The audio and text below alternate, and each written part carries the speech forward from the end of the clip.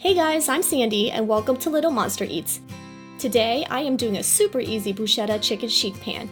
The link to an easy to read recipe are in the description.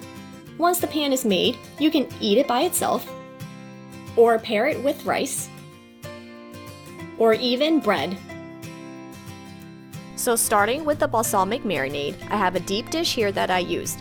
I started out with some minced garlic, balsamic vinegar, olive oil, salt and pepper, and Italian seasoning.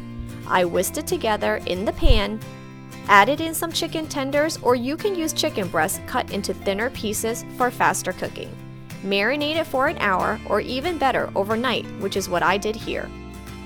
Look at all these beautiful veggies I found at the market today, guys. I have some broccolini, some sweet potato, parsnip, carrots, asparagus, potatoes, a whole bunch of tomatoes, and some sweet mini peppers, and some basil. And what we're going to do first is going to go ahead and wash them, prep them, and cut them into appropriate sizes to add to our sheet pan. To start, preheat your oven to 425 degrees. Using a large sheet pan, I have all the veggies prepped, making sure to cut the root veggies thinner so they bake evenly with the other vegetables. Season them with salt and pepper, and I already have some minced garlic, and add some olive oil. Now I am going to add in the balsamic marinated chicken.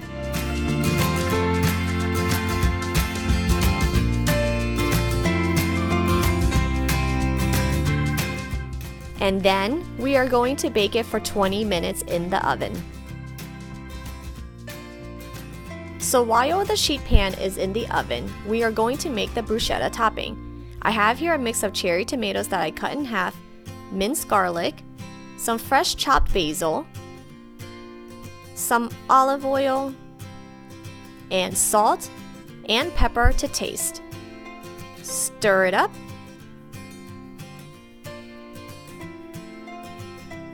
And then set it aside. The chicken has baked for 20 minutes and look at how great it looks already. So now I am going to add on a sprinkle of mozzarella cheese to each chicken piece. And then half of the bruschetta mixture.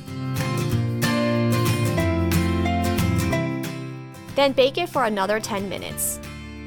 Bruschetta chicken sheet pan, quick and healthy with so many options, delicious on its own, with a side of rice, or some toasted up bread.